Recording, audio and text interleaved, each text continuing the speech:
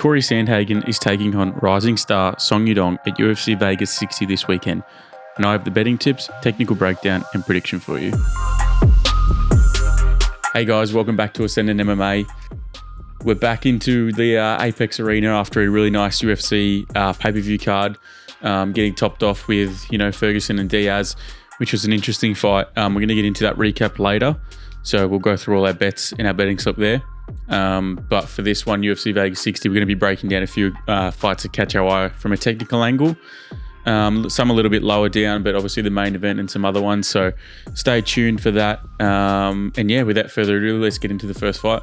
So the first fight we're going to break down on this card is Damon the Leech Jackson taking on Pat Sabatini.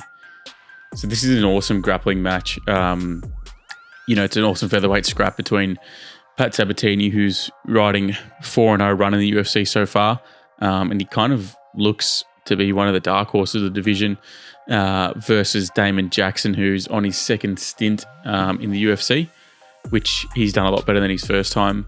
Both Pat and Damon have had quite a lot of experience in the regional scene with other promotions. Damon's a vet; he's been around for a while.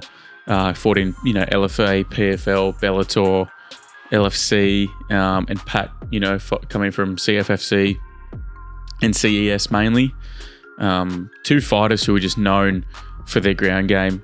Jackson has 15 subs out of 21 wins, and Sabatini has 10 subs in his 17 wins. So, incredible grapplers, these guys. Generally, when, two proven grapplers fight each other, it turns out to be mostly a striking battle. And if that's the case, I do favour Sabatini in this one, but let's go into this fight a little bit further and see how we're going to break it down. So let's start with Damon Jackson. He's quite a decent sized featherweight, who's probably got some of the more underrated grappling in the whole division, and he's definitely one of the most experienced guys. In his last 5 fights, it's definitely been his grappling ability that's seen him dominate all of his wins. He's come against opponents like Charles Rosa, Mercer Bektic. Come up against Ilia Topuria. Obviously, he got knocked out early in that one, but there's no shame in that. Jackson isn't particularly bad on the feet, but he's not anything really special. Kind of holds his own well enough to, just get by. I'd say he's striking serviceable. But in terms of his defense, he is, his head stays on center line and he has kind of no head movement, which is how Topuria was able to just back him up and finish him against the cage. I wouldn't say he's a slow starter, but he does try and feel you out early in the fight. He'll move forward and throw things out there, but it's not with as much power or intent as he normally would. He'll show a few kicks, a few feints, throw some combos when the opponent moves in. But it's clear that he's, always looking for the takedown and the grappling. And as well as being big and lengthy for the division, he's also very strong. He's unassumingly strong. He doesn't look like he's particularly built or anything. But, when he's on you, it's very hard to keep off you and defend in the clinch. And once he's got you, on the ground, it's very, very hard to get him off. So he's also got a very active ground game, got good ground and pound, and transitions very well through top and switching positions. Now, on to Pat Sabatini. Sabatini is just a dog, man. He's a scrapper. He's tough as nails. And I'd say he's probably the more well-rounded fighter in this matchup. Definitely the better striker. Lean to Sabatini in the striking. He's very explosive, decent volume and powerful combos. I think if he lands flush on Jackson, he'll be able to, stun him at least. Sabatini only has 2 KOs on his record, but he has, had enough power to drop a few opponents.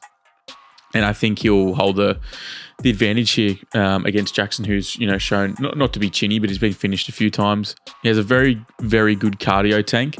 Can go hard 3 rounds, hard pace. More importantly, with the grappling pace. So the striking's kind of nothing to him, and I think that'll be important as they engage in the grappling as the fight progresses. He also has an excellent double and single leg takedown, which he generally times off the back of his feint after establishing his striking early in the fight.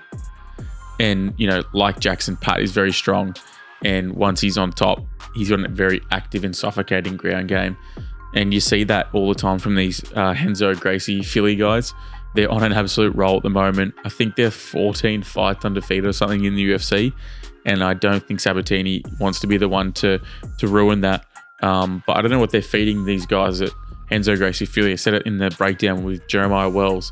These dudes are just built different. And, people take the piss when they say that, built different. But look at the shape these guys are in. They have like enormous backs and just endless cardio. It's insane. I'd love to see a training session with these guys. But ultimately, both fighters are pretty even in terms of grappling. And I think the factor is obviously going to be control time. I think we will see some pretty cool scrambles between these two guys. But, on the feet, I think Sabatini's ability to vary up the striking and see him being the one pressuring, I think that'll help him get the better of the stand-up between the two. I think his kind of speed mixed with his explosiveness will definitely give him the edge on the feet. And I think he can also work that to potentially score a takedown against Jackson. Yeah, this is a decently close fight, but I just think the pace Sabatini is going to push. I think he'll be the one winning the minutes and getting the more activity. And yeah, I think Jackson's going to be good enough to defend submissions most of the fight. If Sabatini gets one, it potentially could be late after they're both a little bit worn out. But no, I don't think I see anyone getting submitted in this one. The pick's going to be Pat Sabatini by unanimous decision. So the next fight that we're going to break down on this one is Chidi Njokuani taking on Gregory Rodriguez. This card is actually awesome. It's really under the radar. There's a lot of guys with not huge names, but some of these fights on here are super, super close, and I think are going to really be super entertaining, and this is one of them. Chidi Njokuani, a little bit about him. This is his first stint in the UFC, but he's been around for a long time, fought in Bellator and stuff like that. He's a very, very solid technical Muay Thai fighter. Generally fights out of that southpaw position, but occasionally switches to orthodox if need be. But I have noticed when he does switch to orthodox, it's generally to pop like a quick inside or outside leg kick, and then he's switching back. He's quite a reactive fighter for a big dude, and he uses a lot of hip feints, specifically to imply he's going to throw those leg kicks to get reactions and then counter off that.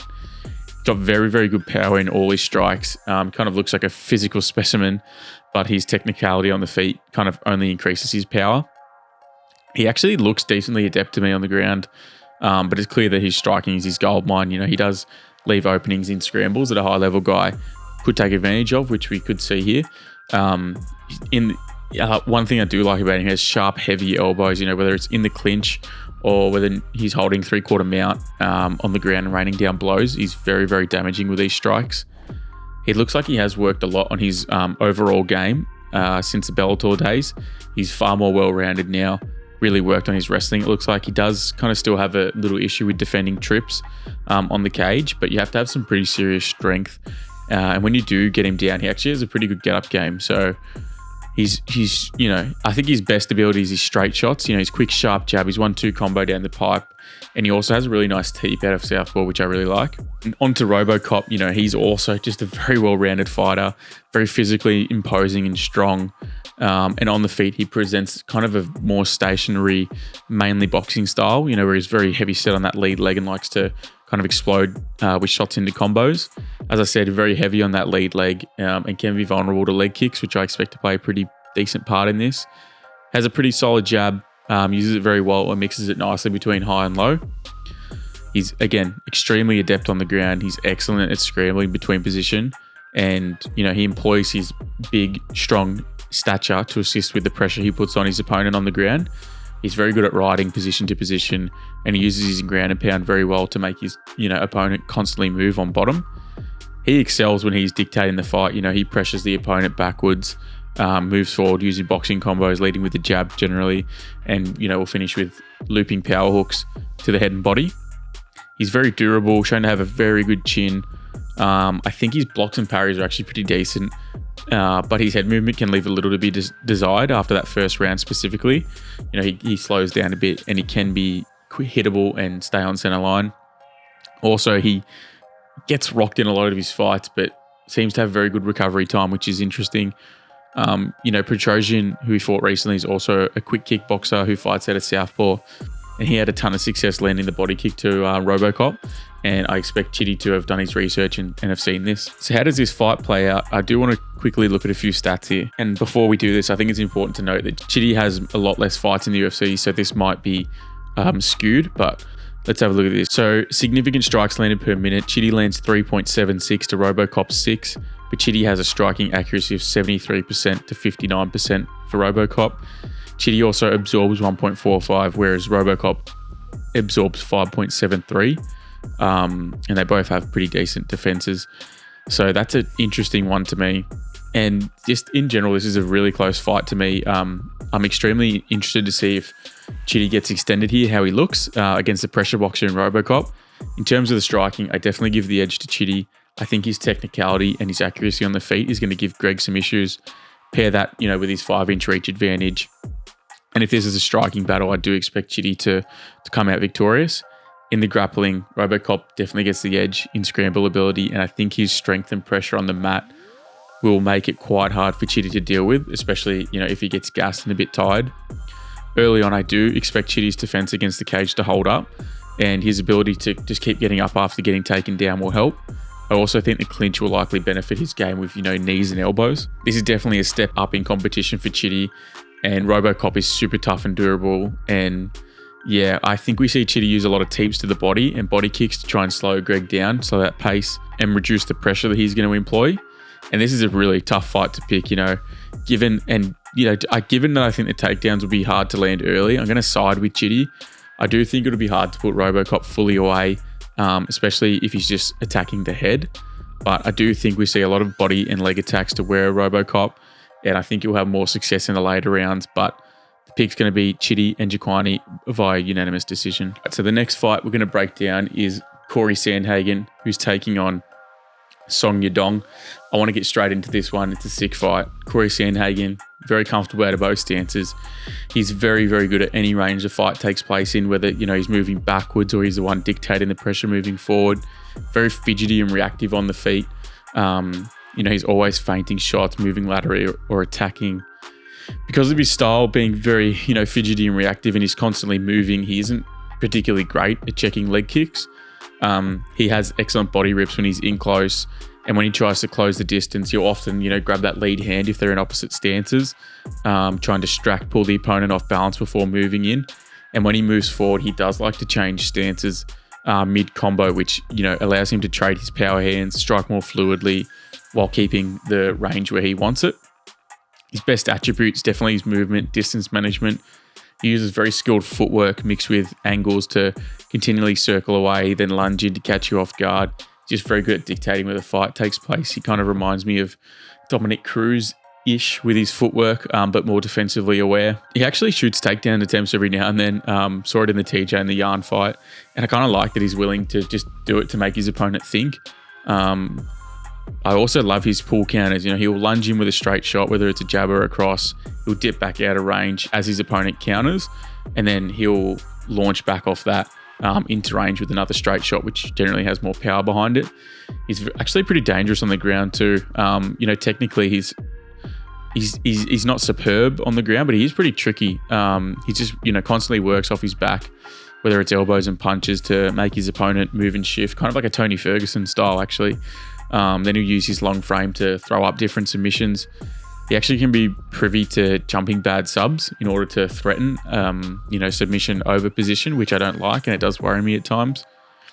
And defensively, he's just kind of excellent at reducing damage. He rolls with punches really well, or he's always moving to just absorb shots.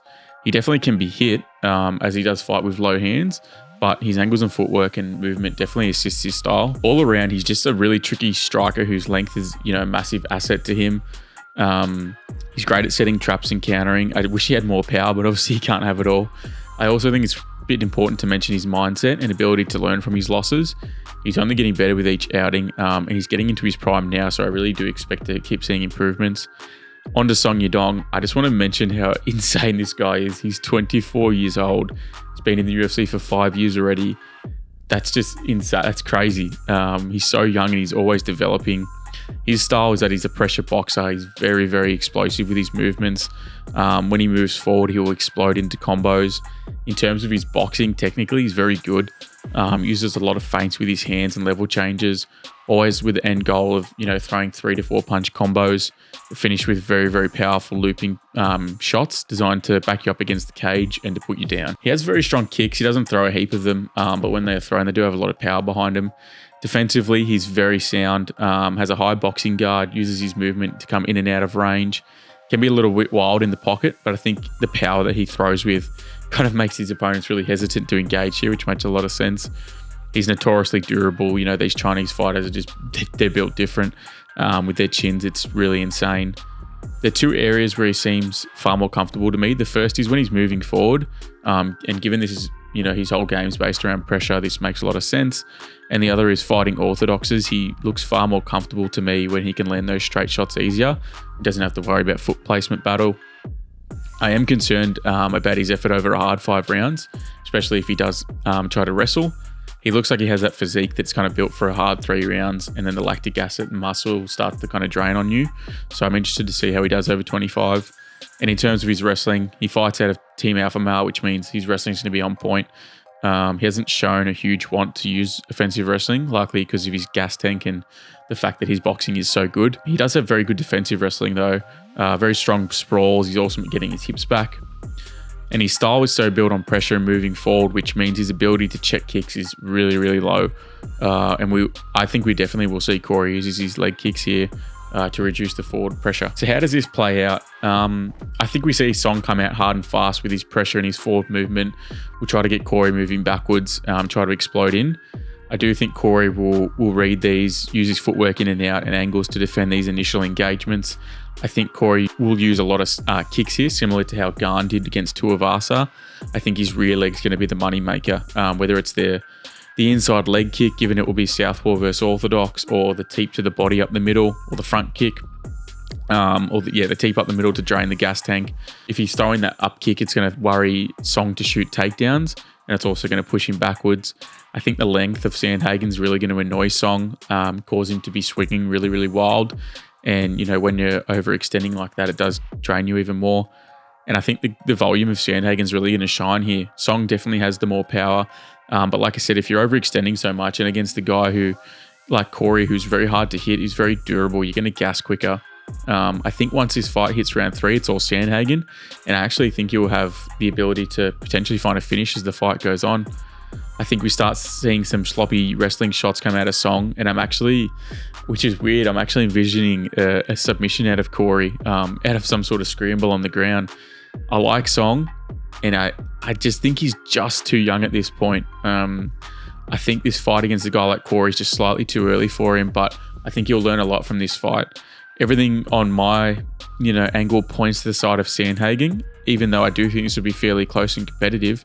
And I think he can win by TKO, sub, or decision by volume. But the lean is going to be Sandhagen. I'm going to take him by a sub in the 4th round.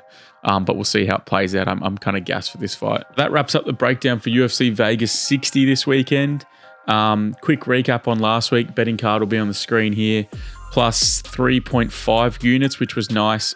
We didn't want to play massively because obviously the shit show that week was leading in, and all the fight changes and stuff. It was a pretty low confidence card for us, so we just played those ones and we hit everything that we wanted to. The Hamzat was a toss up. I thought it might be sub, but wasn't sure. So we locked in both with plus money, so we were happy with that. And yeah, winning week, so love to see it. Just a heads up, if you like the content, you want to see us continue making these types of videos, give the video a like, hit that thumbs up button, subscribe to the channel, and hit the notification bell so you get the notifications when we post our video. Just helps us, with the YouTube algorithm, which can be an interesting thing. Looking forward to building this community. We're super active over on our Instagram. We always break down some other fights that we don't do in this video. Did that last week. We obviously broke down the 3 main fights. They got changed, so we updated them on the Instagram page. So make sure you're following us over there at ascendant.mma. We love interacting with the community. We're getting tons of people asking for the betting cards each week, so it's definitely growing, which is awesome to see. We really appreciate the support, and we're going to keep making the videos, so hopefully you stick around.